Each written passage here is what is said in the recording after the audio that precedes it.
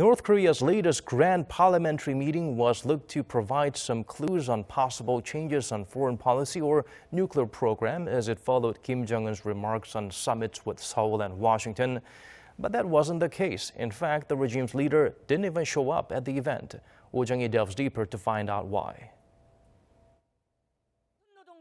This year's North Korean Supreme People's Assembly meeting came only 2 days after the ruling Workers' Party politburo meeting, where, for the first time, North Korean leader Kim Jong-un officially mentioned scheduled summit talks with Seoul and the possibility of dialogue with Washington.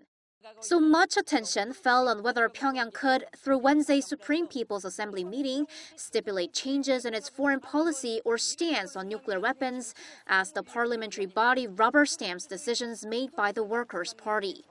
But rather than that, Wednesday's Supreme People's Assembly session ended just as a simple, customary meeting.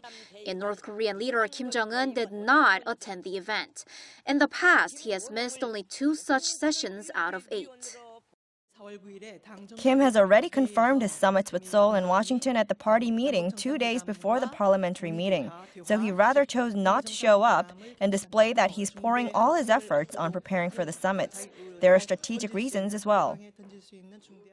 Also, unlike how Pyongyang used to make constitutional or organizational changes that could hint at the regime's foreign policy stances, no such moves were made this year. In the case of last year, the regime formed a foreign affairs commission to improve external ties. The North may have thought that it could seem like it's succumbing to outside pressure if it makes a noticeable message through the parliamentary meeting. But it wants to show that situational changes on the Korean peninsula occurred thanks to its own policy, not international economic and military pressure. The expert added that Pyongyang may want to stay cautious because it's not 100% sure about the changing atmosphere. Now, what's to watch for is whether the North will bring up the word denuclearization domestically.